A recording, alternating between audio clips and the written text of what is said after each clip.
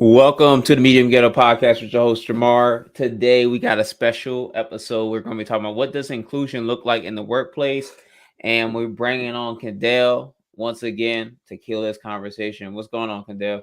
What's up, family? How y'all doing? Vibes. Exactly, as you can see, he was the poster child for inclusion and diversity. Yeah, man. I was like, you know Diversity what? hire. Yeah, diversity hire over here. Someone's like, hey, we got 2-in-1 with this one. Which one can we use? You know what I mean? Like you're good on taxes. I remember one time, right? Somebody kept me on their taxes for 3 years, even though I didn't work there in 3 years. Oh, isn't that like horribly illegal? Yep, I didn't snitch on them. I was like, you know what? Let them win. Can't do it. Can't let them win. I'll let them win. I'm not gonna do that to you. But let's go into it. Right. The definition of diversity is the practice or policy of providing equal access to opportunities and resources for people who might otherwise be excluded or marginalized.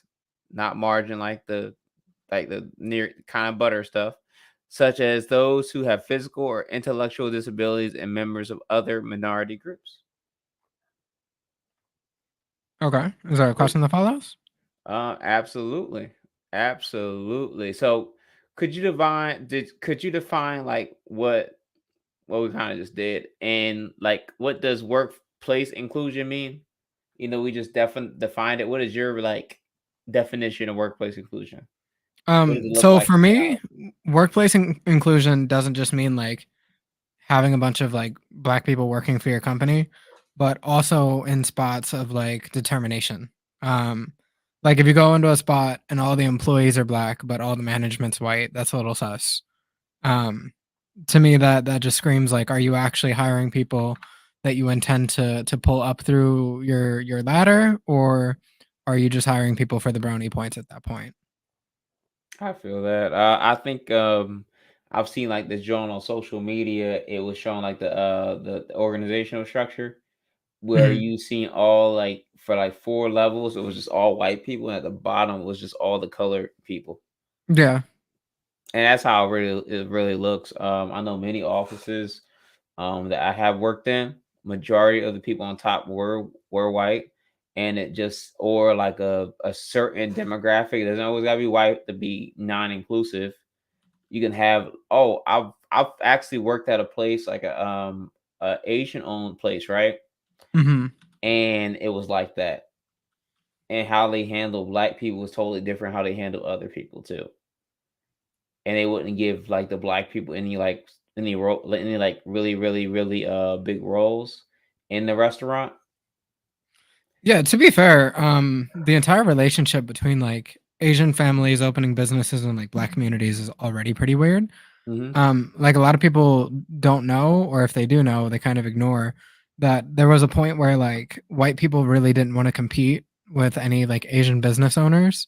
So they would, I forget if it was like loans or like tax deferrals or something, where if Asians opened up businesses in black neighborhoods or black zip codes, they would get some level of benefit out of that to like keep them out of white neighborhoods so they don't have to compete. That's That's why you see genius. all the like Asian stores in the hood, but you never see them in like the suburbs. That's genius, dude. Good job. Good job, white people. Good job. Score one for the whites. It's crazy too. I heard that they made. You remember like when Chinese food became more prominent in the culture of America. I heard that they made up rumors of like the negative effects of MSG. Mm. Like, it was a lot of like posts about like what MSG can do for you, how some people are allergic, and they try to make it seem like it was a bad thing. Yeah, I'm not super familiar. Like I haven't actually heard anything about like I don't want to call it like propaganda, but I haven't heard anything about that. Yeah, I think it's a little bit of propaganda or like just giving them like not misinformation, but just giving them a large amount of the same like information that benefits them. I think that occurred a lot um during that. But all I have to say is get back to workplace, but like I think workplace inclusion, let's say, how does like inclusion in workplace differ from non-inclusion on in terms of like the employee experience? Like, what does being included versus not being included looks like in a workplace? So it's not just like being at the table, it's having a voice at the table and then also having like a plate at the table. So if all the people in your company that are like non-white or whatever your majority is, if they don't have like the same opportunity for promotion, they don't have the same opportunity for wages or benefits, that makes it a little bit like sus, like I said earlier. It's just really hard to wrap my head around the idea of, okay, well, we hired a bunch of like black people or we hired a bunch of Asian people, but none of them really have like a say in anything. They don't really, there are no like um non-white like managers or supervisors. It's all just like face level employees that are non-white. Do you think that people do that by like by accident, or do they mean to make a non-inclusive environment? It depends on the company. I know like for smaller companies that especially like family owned ones, almost anybody in a position of management is going to be like a friend or of the family or like a member of the family. Yeah, and I guess you usually hang out with what you are more familiar with, or what your people are more like you. Of course, but I don't know if that should how much that should apply in like hiring practice or Hmm. voting practice. I see what you're saying. Like, all right, I think so. Non-inclusive versus, like you said, like you gotta have a they gotta have a voice. Why can't I speak today, Kendall? The marginalized people today, they gotta have a voice in the place to be inclusive. You gotta take in different perspectives and different backgrounds. Um, I've see it in many other. I see it in restaurants that I work at, or I see in like corporate offices I worked at. I like literally call my one of my jobs my black job, and the other job my white job. I could see that. I could definitely see that being a thing. I've had a few white jobs. And it's crazy to say that I even say like even my black job, I've seen like because now the white person is the marginalized person in the community. I've seen them not getting taken care of or not seem to have a voice, if that makes sense. Yeah, I mean, like I said, it's really not even about like white people bad. It's just who is in control of the business, what group of people are like at the top level, and then what protections or provisions do they provide for the people beneath them who aren't like them? And that can be Exactly. anything. If you're a majority black company, hiring white people, and then your philosophy is like, I got to get back at white people for all the racism that we've experienced, and you just mistreat all of your white employees, like two wrongs doesn't make a the two wrongs doesn't make a white, right? It's crazy. We were joking about that a little bit, but some people really think like that. Oh, Which is definitely. crazy. But I think the error is like we hire people who are like us, and often like we think people who are more intelligent because they think like that, like us, because we think we are intelligent. Hmm. But if we just, I think like you need to focus on more diverse backgrounds. Sometimes your business in your type of neighborhood, let's say if you work at one environment, if you move to a different city, it's gonna be a whole different environment. And I think when you're non-inclusive, you try to tackle everything the same way. Hmm. Um, Yeah, I would say that's the case. Like even in my job now, working at the school I work at as like a PCA, I've already had people like kind of question like my role as a PCA, which is like a one to one like peer support specialist for students. So for me, it's like okay, I have a general idea of like what I'm doing by now. I went through a handful of weeks of training and actually like prepping to do the role, and then to have like people who see themselves as like above me tell me like, okay, well, this is your place, this is your place, this is your place. And it's like, well, I mean, my training says differently, and then other people like outside of the system and above you arguably have like defined what my role is to me, and I'm following what they say, not like what you say as someone directly like that I directly work with. Hmm. So you think it's like a privilege they try to pull, or they try to pull rank because the majority of the staff is teachers?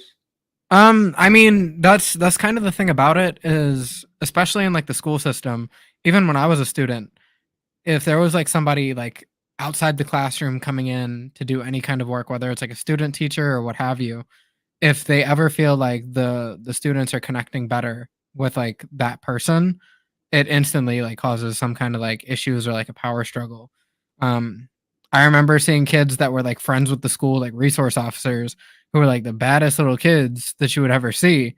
But because they were cool with like the security and stuff, the security would just kind of like let them get away with whatever. Mm, So there's a lot of like weird stuff like that where it's like the relationship that you have determines like what you can get away with. And that definitely applies like even to what I'm doing I see what you're saying. So like that could mess up inclusion. You know what I mean? now. Absolutely. No doubt in my mind. That's what's up.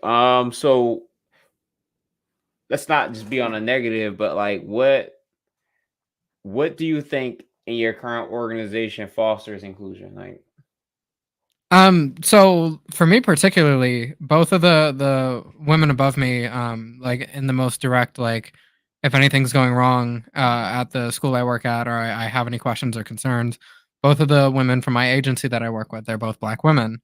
I'm pretty sure it's a white owned company, but having like two people of color directly working with me as my supervisor and manager respectively, it's super cool because it's just knowing like, okay, if I do like put myself in a position where I'm striving to like climb up, I can and will like end up in that position as well. I see what you're saying. So do you feel like more protected, more included? You feel like you because you have a voice like yours, you could possibly have someone speak for you. What recommendations, to get to that next level? That's how I feel. Yeah, I would say that's the case. But even more than protected is just knowing that the opportunity will be there, and that it's not gonna be like because I'm black, I'm gonna have an issue. Like that won't really come up because the people that I report to directly are also black, so it's not really gonna I be. feel that. You ever heard of like black privilege? I mean, we talked about it before, but I'm really like iffy on it because I don't think there are too many privileges that you get exclusively from being black. Like one, all right, there is, and like, all right, in my field, right, of human resources, if the opposite person says something like, let's say if opposite race or says something to you and they're in human resources, they could easily be called racist or discriminative. But if I said the same thing, you would not take it that way. Well, I think it's because it would feel like it's not coming, and this might be a little weird by itself. It might not feel like as condescending. It might just feel like you are looking out or trying to help them like improve themselves. Whereas like the tonality, some I don't want to say like white people have like poor tones, but oftentimes it can just feel like you're being patronized just because of your race. And I do think a lot of people do like take the okay, it's because I'm black and like run with that a little too much. I think that's more of the issue than the actual structure lending privilege to the HR manager who's black versus the one who's white. Mm. So, like, do you deal with that at your current job? I mean, not really. It's the school I work at is like a pretty diverse school. So like a lot of the students there are either black or just other races. Like I think there's like only a handful of white kids even in the class that I work in directly. Like there are plenty of white students still, but as far as the students go, it's a pretty diverse crowd. The teachers are pretty diverse as well. There's like a handful of black student or black teachers. Um, a decent number of like the support staff are also black. Like we have black social workers there, black guidance counselors. I think like the school psychologist is white, but like it is like a decently diverse group of people who all seem to work together pretty well to accomplish the goal of having like better school careers for students. So, you have any neurodiverse or like, I could say, any people who may be like hard of hearing teachers wise? You have any like people like I other mean, marginalized communities? so pegging people is neurodiverse. It's something I like to do it because I'll think like, okay, so this person definitely has traits that lend me to think that they're not neurotypical, but I don't like to like diagnose people, or like just do like a pseudo diagnosis if I don't actually know the person super well. And I haven't been there too long, but I definitely feel like there's a at least a small handful of people who do fall into like not like the autism spectrum, but into the spectrum of neurodiversity as a Yeah, whole. like what kind of like let's even talk about autism. I feel like there's a lot more like people with autism who are living more and more fulfilling lives. Yeah, it's because we're getting to the point where, like I don't know if I've said this in a previous episode before, but a lot of people write off like, "Oh, well, you keep saying that it's because of your autism, it's because of your ADHD." The reality is that just having the language to communicate about like who you are, how you think, and how you communicate, that's very, very, very good. It's a Mm. very good thing to have to be able to say, "Okay, so I do this because of this," which gives me the option of like recuperating by doing that. So you just understand better. Um, like there was a time, not even 2 weeks ago, I was walking into like a Wawa or something, and this like middle-aged dude is like walking out of the store, and I didn't hear the first part of the conversation, but he's walking out like back in my day, we didn't have like ADHD and stuff. And it's like, bro, it was there. We just didn't have the diagnostic criteria to actually talk about it yet. So, like your grandpa who has like an obsessive train collection and he's got trains on every surface in his home, like that would probably fall into like the like special interest portion of something like autism, but he wouldn't necessarily have the language to define it. I know like my mom, she probably has ADHD, like I know she has depression, and I don't know if I get it from her, but she's almost 70 years old. So she's coming from a time where the stigma around mental health stuff, not only was there stigma about it, we just didn't have the understanding that we do now of like the psychiatric field. So people were like running around dealing with all these mental ailments and had no idea how to like find Handle. recourse. Yeah, there's like how the hell am I supposed to handle having ADHD when I don't have the words to describe like attention deficit hyperactivity disorder? I don't understand what it means to have like that deficiency because the language isn't there yet. So they just live their lives like raw dogging mental illness. And then they think that they turned out fine, don't seek the same help for their kids. Um, so yeah, it's really just like so important to have the language and be able to talk about it. That is important. Rod, we need a t-shirt. Raw, don't raw dog mental illness. Yeah, real talk. I mean, like I do I would say I'm a proponent of medication. Like if medication works for you, pursue it. For me myself, I know that a lot of the traits that I deal with because of like my different diagnoses, they kind of paint a picture of who I am. And as long as I develop like healthy coping mechanisms to like reroute like my distractibility or reroute like the hyperfixation, reroute stuff to make sure my bedtime is like cool and I'm not. I mean, that's probably my weakest point is like regulating my sleep schedule because I it's not like a diagnosis itself, but it's called like revenge bedtime procrastination Yeah. where you spend a lot of your day doing like your job or working multiple jobs, just generally doing stuff you don't want to do. Like you have to do your chores. And then it's like, dang, I didn't get to really like be me today. So you Yeah, stay do up anything late you to be love. you, and then you stay up real late to do you. And then by the time you go to bed, it's like, oh man, I gotta wake up for work in like 3 hours. Oh, You know, that's definitely me. I didn't even know that was a thing, but that's definitely me. oh, absolutely. I still do it. Every Like day. even actually today, when I went to work, I was coming to work off of no sleep. Like I literally stayed up the entire night because I was just kind of like hanging out playing games and stuff. I looked at the clock and it was like 4:30, and I'm like, ooh. So if I go to bed, I'm not waking up. Yeah, you'd have been And up by like 9 late. yeah, Late. and nine. That's being generous. I would have slept till like 11.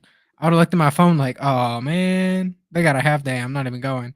But because it was a half day, I was like, okay. So what I'm gonna do is I'm gonna just stay up. I'm gonna go to work half day. So I'm gonna leave early. I'm gonna get home and I'm gonna go to sleep. And that's exactly what happened. Mm. And then like I think just to add on more to it, like I love the plan like how you wake up. Thank you for waking up for the podcast episode, by the way. Oh yeah, that was a bomb nap. Let me tell you. That was a bomb nap. Not Oh, for actually, essential. yo, so I've had like a handful of like little maintenance issues that I've needed like maintenance to come from my apartment. Yeah. and I woke up to the maintenance man standing in my living room. Like, he had opened the door, and I, like, opened up my eyes, and he's just standing there. He's like, "Oh, I guess you ain't hear me knocking." And I'm, like, sitting there, like, half awake. He goes to, like, solve the issues, and then for my faucet, which is, like, leaking right now, I go in there, like, an hour ago, and it's still leaking, Mm. and I remember, like, in my, like, fever dream of that, like, wake up stage where I was like, "Okay, there's someone here.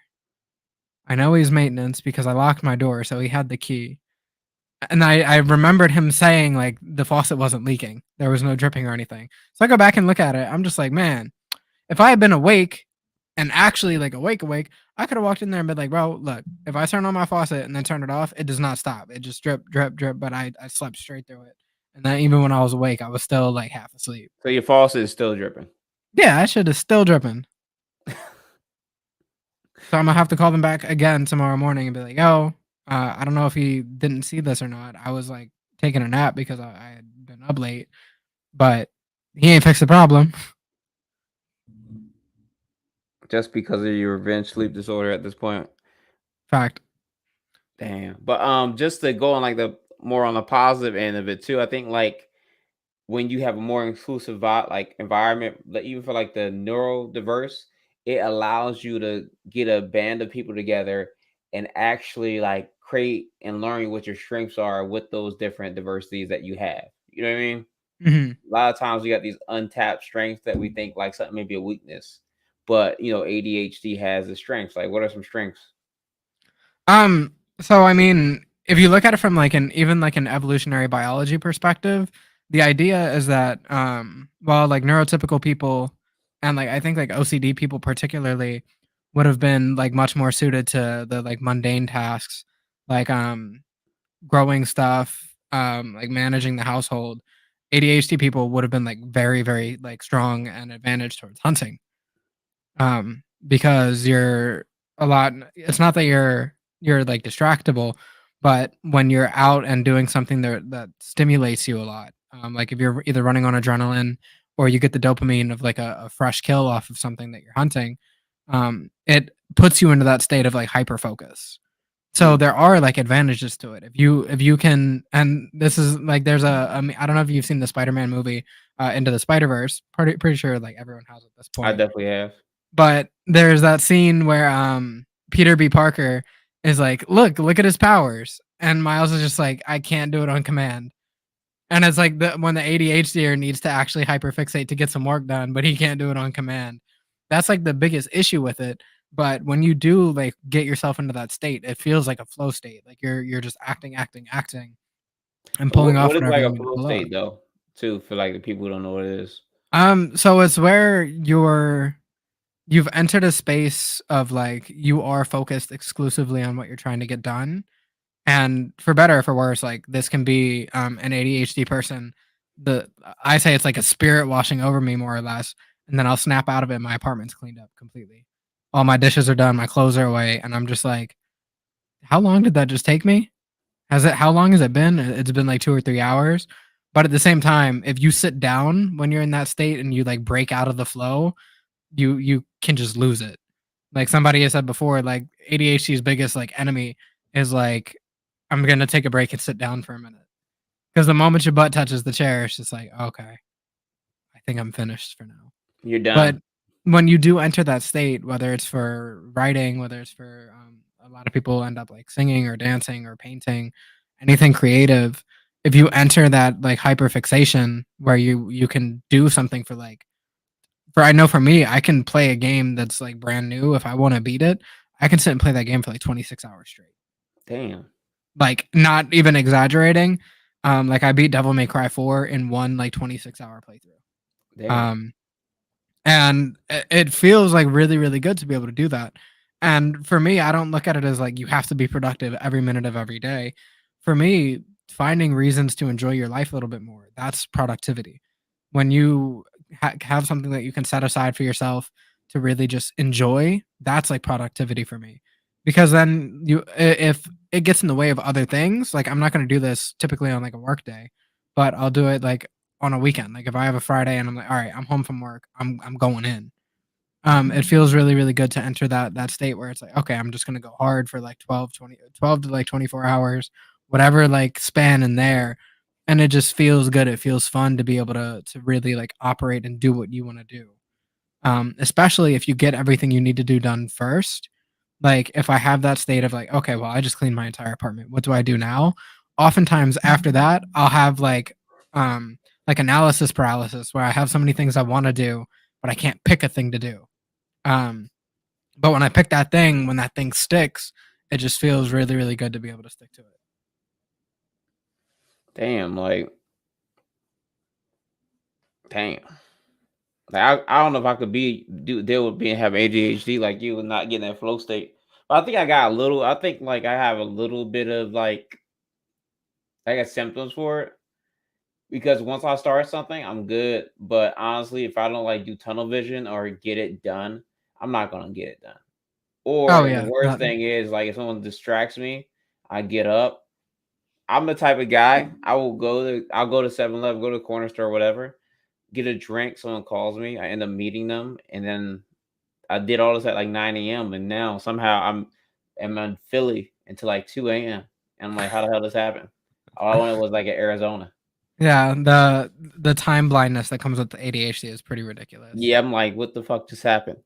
So but what has inclusive workplace like how has it benefited you and your personal growth?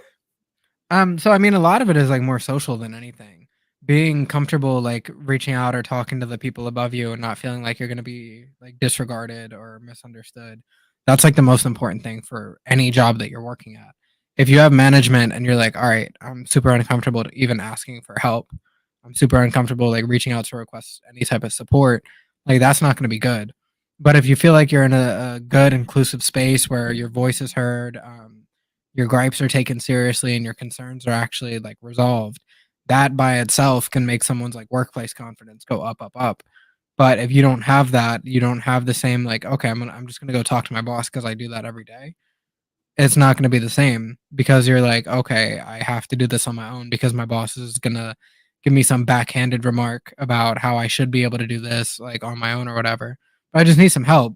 Um, I've had jobs before where like the training process is like you get like a day worth of training and then they expect you to be able to just learn everything else on the fly. And for me, I don't I'm very, very good at like mimicry where like I'll see somebody do something and then as long as I have like I've been paying attention to what they're doing, I'll be able to pick up on it, take it, and then run it for myself pretty easily. So you Like like I more of a you work better with like shadowing. I mean, yeah, starting off that way, being able to shadow and like copy what someone is doing. Like I worked in a deli for about a year, and within like a handful of months, I became like one of the fastest meat slicers in that department because I had watched people who were using the machine, and I'm like, okay, that looks like a lot of fun to do actually.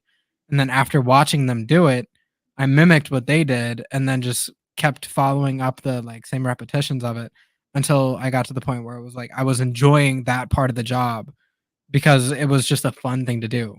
I don't know like what it was. It's like it's probably my autism talking, but like the rhythm of like pushing the meat back and forth on the slicer and then like having the hand-eye coordination to catch it and then being able to do that at like really, really high speeds. That was a really like it's a very simple basic job, but it was a very fun, engaging experience for me, like as far as like your hands working with your eyes and then your mind like driving I think all of that's a beautiful thing, like when you can do like hand work, like work that takes coordination, and then work that like also stimulates the brain. Yeah, it feels really, really good. It felt like a brain massage. And when you like take the like somebody orders like 2 pounds of like roast beef or something, then you put it on the scale and you sliced out exactly 2 pounds. That's just like, oh, my brain. I loved it. Because you get to the point where you can kind of you feel the weight. You're like, okay, this definitely feels like a pound and a half. This definitely feels like 2 pounds. And you get that level of experience and it just feels good to be able to fulfill that in yourself. Yeah. Any other like professional, personal things, personal growth, inclusion has helped you get in the workplace? I mean, even in my personal life, just understanding that everybody is a person. Like, I Jameer over from As the Culture Turns, we've actually had like a few back and forths, about like how we identify ourselves as humans. And oh, Naya, perfect timing. So for him, like specifically, like we've had a talk where he had actually asked me before about a post I made where I said I am biracial and I've been biracial for 26 years. I don't know why I go on like an application and I have to pick black or white. I don't understand that. It doesn't make sense to me. And he actually asked me, he's like, "Well, do you feel like what you're doing is like almost trying to erase your blackness by specifically like looking for a biracial option?" And for me, it's not like that. I don't see myself like I'm black passing. Like if I get pulled over by a cop, they're not going to think I'm a white guy. But it's not about that I'm black. For me, the very first thing that I am is a human being. Looking at every other person that same way, that's the most inclusive thing you can do. Because before your nationality, before your religion, before your gender, before your sex, before your neurodivergence, you are a human being. And if we give every human being the same baseline for treatment, and at the very least, I will treat you like this because you are also a human, that is like the most inclusive thing you can do. But I feel like if you relegate that to anything else, where it's like, okay, I'm going to treat you like this because you're black, and then like you're also human. For me, it's like, okay, well, are you adding something to the engagement or are you removing something? Are you going to treat someone poorly? Like there's a quote, I forget who said it. I don't know if it was MLK or not, but it's like, in order to treat people equally, we must treat them differently. And I feel like that goes very well on top of treating people like humans first and then catering to their human needs and then figuring out what they are after that that requires any special attention. So I always just lay the foundation of humanity and then grow or build from there. I feel you on that one because if you take them as a person, like that's like the purest form. And you can work back from there. Like, all right, we understand we're humans. We all have our own challenges, and if you can treat them, what is it, the platinum rule? It's crazy that everyone's just talking about the platinum rule, but when I was doing my HR classes, they were like teaching it like 3 years ago. Mhm. Treat everybody how they should be, how they would like to be treated, because different cultures do things differently. You know what I mean? Oh, So did some we might talk about be the platinum rule as opposed to the golden rule? so the golden rule is treat people how you would like to be treated. The platinum rule is treat people how they would like to be treated. Yeah, So it's more that's so getting to know someone mhm. and actually engaging with them. If you just treat people how you would like to be treated, you never really engage. You're just assuming. Yeah, that's a much better like worldview for me. I never Um, heard of that. yeah, it's It's a good way to see it and to view it, but I heard of the okay, people treat people how you want to be treated because I live by that. Like I'm going to treat you kind because I will want you to treat me kind. You get what I'm saying? But I do understand people have different love languages and people want to be, viewed and well, treated differently and approached differently. So that's respectable and understandable. But definitely I do live by the rule. I try to treat people when I say how I want to be treated, not saying like I'm going to cook your food this way because I know I like my food that way. But I'm going to be kind, act of kindness and respect because I know respect is like a worldwide thing. Like everybody wants to be, majority of people wants to be respected and treated with with some sense. You get what I'm saying? So I treat people in that way how I want to be treated. So, but that's a good. I never heard of the platinum one. I should start doing that. Even with my new job, I think I should go by that platinum rule. And then once I build that rapport, I can not saying switch things up, but now the game could change once I gain that respect or get that rapport, or I treat them in a certain way that they're comfortable. I think what you said about prepping the food is like that perfectly segues into like an analogy. Like if you like your food a certain way and you cook your food for yourself the same way every time, somebody else could absolutely hate the way you stir fry chicken. Somebody could hate it. That's so true. So are you going to prepare it the way they want it prepared, or are you going to prepare it the way you want to prepare it Like, for on some you? real stuff, like I hate mayonnaise. If you put mayonnaise in my food, we gonna fight. Yeah, but I love mayonnaise. So I'm giving you mayonnaise. That's the golden rule. Same. But I mean, I guess even that's not really true because at that point the treatment would be like I would want someone to respect like my tastes and like how I prefer my food to be prepped. So there's like a meta level to it, but I think more than anything that just works as a good analogy. That is a good analogy. I like it. I like it. But another thing is this too, like doing the platinum rule, you can't be phony with it. People can sense the phoniness in you. There's so many people I see like that's trying to like treat people how they want to be treated, and what that looks up is like this is kissing people, kissing up. People could tell when you're trying to just kiss up to them versus actually get to know them. Yeah, I think there's a pretty fine line though, right? Like there's a reason they say fake it till you make it. And often it's because you do need to kind of just like take the leap and just do the thing until you do develop a level of proficiency where it doesn't feel or look phony because you are doing it from a genuine place. You just haven't mastered the way to actually like perform it yet. So you need to do something. You're trying to do it, but it doesn't look the best because like you're learning it, and then over time you get better and better at it, and now it's like okay, now I've done it to the point where it doesn't look like I'm kissing ass. People actually recognize that I'm just trying to be genuinely supportive of them and their goals. Yep. Well, all right, but how do you know if someone's kissing ass versus actually supportive? How can you tell?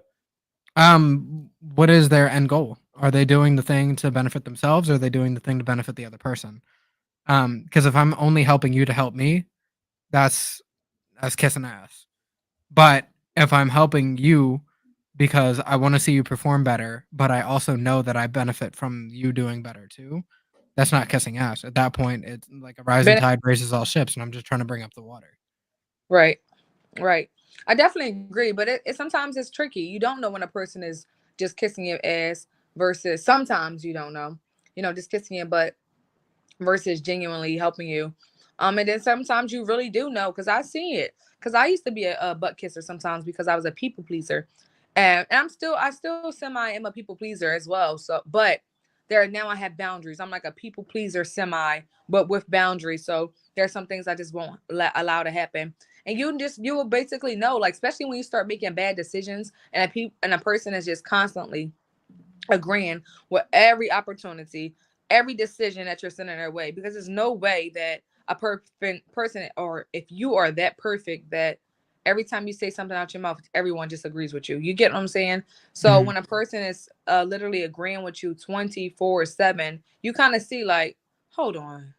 And sometimes it's a status thing. If you're with a celebrity, or if you're with someone who got money, or whatever the case may be, if you would like I'm not saying I'm promoting Bill Gates or anything like that, but just like somebody, or Oprah Winfrey, pretty sure their friends are like just going with the flow. It's like it is what it is. I don't care. It's Oprah. It's Bill Gates. You know what I'm I don't saying? know if that would even honestly. I don't know if that would even stand to be true though, because I know a lot of people who end up in these positions where they are doing not only very well for themselves but very well for the world around them, it's typically because they are very very good at taking outside criticism to not to heart but to improve themselves and to So like plug holes in their performance or in whatever like mask that they put on. yeah, They're using the advice from others to build themselves out better, and then because of that, like somebody like Kanye for instance, Kanye is like profoundly surrounded by yes men. Like he's known for being surrounded by people who tell him like yes, yay, yes, yay, yes, yay. But if you are someone who is genuinely like, okay, I don't just want to be a boss, I want to be a leader. I want people to look up to me and have respect for me. I don't want them to think they need to do or say what I want them to do or I'm going to fire them.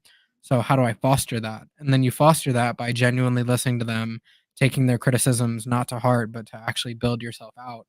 And then as you develop those relationships more and more, it's less of like a yes man relationship and more of a yes, I do support what you're doing, but if you start to stray from that path, I'm going to call you out on it and put you straight again. And that's where people have like the most trust for those kinds of leaders as opposed to the people who just kind of want to like be a boss. I see what you're saying. Like being a boss, it's very important to earn trust because if you're just a boss, nobody people are just gonna tolerate you, just do what you say to get you out their hair. Yep.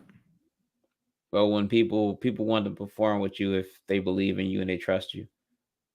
Yeah, that's it's literally like the difference between like this even applies to like parenting. There are parents who, like, want their kids to be, like, afraid of, like, consequences, and that's always been crazy to me 'cause my mom, like, stepped away from that pretty early in my life because my brother is 8 years older than me, my sister is 8 years older than him. So, there's, like, a 16-year gap between me and my sister where my mom is just learning how to be a better parent over time. So, by the time I was, like, a teenager, my mom had stepped away a lot from, like, I'm your mom, you need to like be afraid of like the consequences of what will happen if you misbehave, and stepped more into I'm doing this not because I want to see you punished, but because I want you to grow into a better person.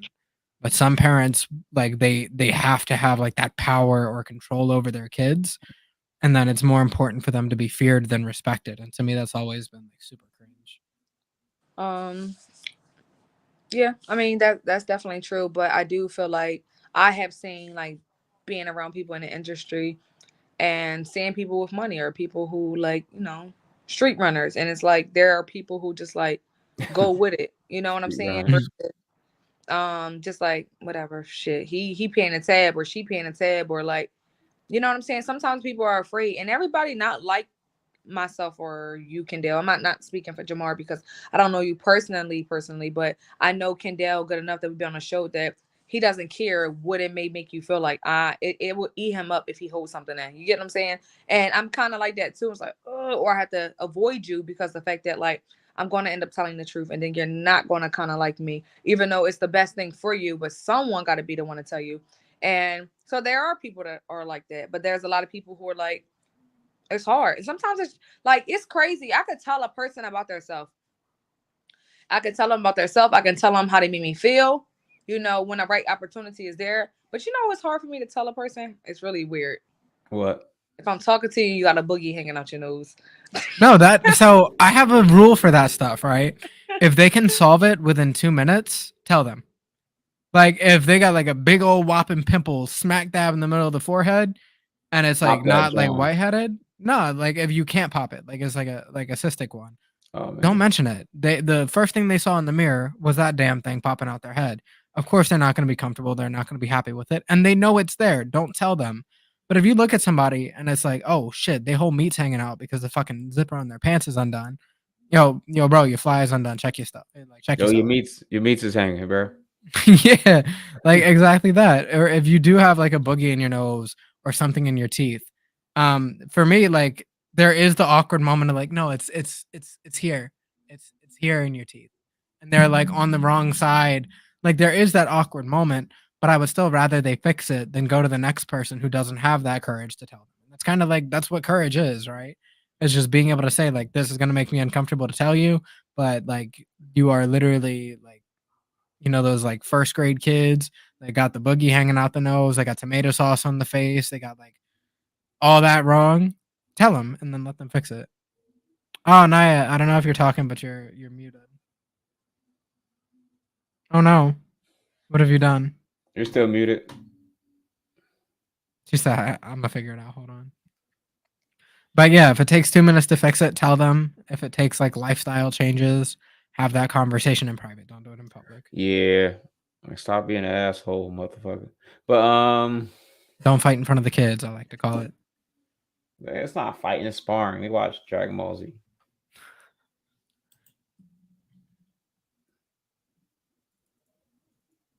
Here for 25 minutes and then I'm gone. She said that at 9 something. What time is it? All right. Well, 9:14. you got like 10 more minutes anyway. But with that being said, like, all right. So we talked about the I said the silver rule, the platinum rule. What what advice would you give to employees to promote inclusion at the workplace? It's not only the Um, boss's job, but the employees as well. just like I said earlier about like the just seeing people's humanity before you see anything else. Because if you're in a space where it's like I only want to cater to like this group of people or that group of people, and the group of people doesn't start with human, then you're gonna end up leaving somebody out of like those conversations. Um, if you're having like a diversity and like equity meeting for like your LGBTQ population, of course that's going to be centered around like those people. But in like general broader conversations, no one should really be excluded from the conversation, and everyone should have like a say at the table. And just make sure you foster that conversation, even if it's not like professional, but like on a personal level where you're just trying to be friendly with your coworkers. Make sure you're trying to be friendly with everybody who's like around you. Don't like there's a book where it's like I think the book is called like Why Are All the Black Kids Sitting at the Same Table at Lunch? And it's about how like to this day our like cafeterias and stuff are not they're not like literally segregated, but people will tend to like stick with their own. And then for Right. me as like a biracial, I never really felt like I had a whole place at any of the tables because it was just like, damn, that table they think I'm too white. This table they're like they know I'm black clearly, so I don't really fit in either space there. So I kind of like created my own spaces in all the friend groups that I had, and a lot of the friend groups I've had my whole life. I've been not like a center point for it, but I've always tried to be the person like, "Hey guys, let's all get together and make this plan. Hey guys, let's like have a meeting and like set this up. Hey guys, let's go out and do this kind of thing." Like be the person to not lead the conversations, but just like be a starter that pulls people together and you want to see them included, make sure to include them. You feel like you're not getting the invites, maybe be the person who shoots out the invites. Um if Create the you're environment, right? yeah, like, if you're the coworker that's like, "Man, nobody ever invites me out for drinks," they might not even be going. Like, everybody might just be like, they get off work, they go home and, like, chill. Be the person to be like, "Hey, y'all wanna go out and get some drinks later?" Like, be that person, create that space. I like that. My advice to that would be, yeah, like just be more inviting, of course. To be more inclusive, be more just always try to find common ground with other people. Don't be so prejudiced. If you see someone they look like a certain type of person, don't judge them on that. Hey, also invite them out for lunch. People are the most happiest when they're eating, right? And a Mhm. little bit more open when they eat. So, but on to like the employers promoting inclusion at the job. I think one big thing of promoting inclusion, like, is why aren't there many marginalized groups in leadership? Is it because they don't have the skill sets? What programs in place do you have for these marginalized communities to get them up to gear to actually be able to participate on a high level in your corporation? Oh, man, I think the biggest arena that we still see this in today is, like, women getting into certain job fields. Like, you always, always, always hear talk from, like, these red pill guys and, like, just generally young men today where it's like, are women not in STEM because they've been gate kept and we're pushing them out of it, or do they just not really want to be in there? And it's like, well, if you walk into a like a toy store when you're a kid and you're like, "Hey, mom," and you're a little girl, you're like, "Hey, mom, I want to go like grab a toy truck." She goes, "No, those are for boys." If we're doing that with toys and we're doing that with like regular like shopping, imagine what it looks like when we're talking about education, where it's like science, technology, engineering, mathematics, these are all for boys. This is a boys' field. Women aren't going to want to participate in those fields because it's going to be so difficult to get into them. And then when you actually get into the field as like a woman, I can imagine being surrounded by like a bunch of men who are also surrounded by nothing but other men. It's really, really difficult. Even like as a gamer, I see gaming communities where it's like there are no women involved at all. They get a girl into the group, and then everyone is like, I hate saying simping, but dead ass, like everyone in the group is like simping for her because they haven't seen a girl before. Like Girl, girl, girl. it create yeah, girl, girl, girl, girl, girl, girl. Like that stuff still happens to this day. And then women get into like Discord servers and stuff, and they're just like, I don't even want to be in this server anymore. It's just weird in there. So then you get guys that are like, "Oh my god, why are there no girls in these spaces?" And it's because there's like social pressure against them whenever they do enter them. And then they're told like this is for boys, this is for boys, this is for boys. So how do you break through that? How do you get like women, particularly as a marginalized community, to start engaging with those things more? And it really does start with things like representation. For me, I didn't think representation was a big deal for a very, very long time. Like I was like, how really important is it to see like a black doctor on TV? And then I went and saw Into the Spider Verse, and when Miles first comes on camera, I was like, holy shit, he looks just like me when I was that age. To me, that was a ridiculously like eye-opening moment because I was like, "Damn, all right, I think I finally get it. I'm late as shit to the party, but I get it now." To see a black doctor on television, to see black management at your job, to see black astronauts succeeding at being astronauts and getting into that. To see it all makes you want to pursue it because you believe that people like you can do it. So it starts there. If you don't see women in media or you don't see women in television shows or movies doing cool stuff, that's like some of our earliest introduction to anything. Like when people ask you, what do you want to do with the rest of your life? It's probably something either your parents have done, a friend of the family has done, or somebody that you've seen on TV doing it. And from there, it just spirals upward where it's like, okay, I was watching Law and Order CSI. One of the lead detectives on the team is a woman. So if you're a woman and you see that, it's like, okay, I can do that. I want to be that. But if you look at it and it's just a sausage party, it's just, I guess that's not a woman's thing. I guess that's not a black person's thing. I guess that's not an LGBTQ person's like place in life. So it starts with like the representation, removing social stigmas, and then I think we've done a decent job of removing the actual like systemic barriers that are in the way. Like you're not getting turned away from like business loans and stuff because you're black anymore. Um, but for the most part, the history has been that black people weren't allowed to get those kinds of business loans. So if your parents didn't learn it, your parents didn't teach it to you, you need to go to a third party to learn it. And if you don't know where to look for the third parties because you don't know what you don't know, you're never going to enter into that bracket. Exactly. Well, I think you said I think you said enough on this episode, Kendall. But with that being said, like last words, advice, or anything to the people watching. I just want to reiterate what I've said already twice now.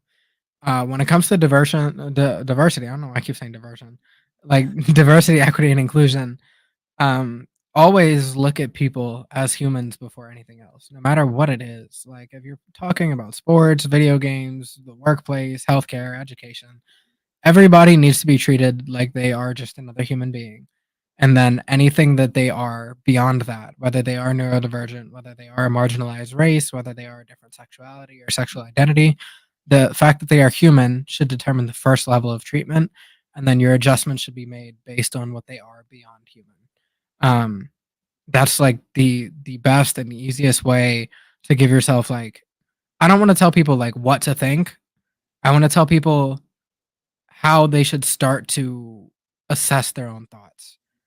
And if you're not really capable of treating people as human first, and then adding all of the other factors on as ways to adjust the treatment in a way that's most suitable for them, you're not really somebody that's committed to diversity. You're not someone that's committed to equity or inclusion. And more than anything, if you are in that position, it comes off more as like virtue signaling if you're not creating space for people based on their humanity and then their needs second. Um, yeah, that's really it. Just create space for people, treat everyone like a human first, and then build from there. But with that being said, please like, share, comment. If you want to see some more episodes like this, what we're going to be doing is we're going to be trying more diversity, equity, and inclusion topics, more marginalized topics on these Monday lives. All right. So if you like it, comment, let us know.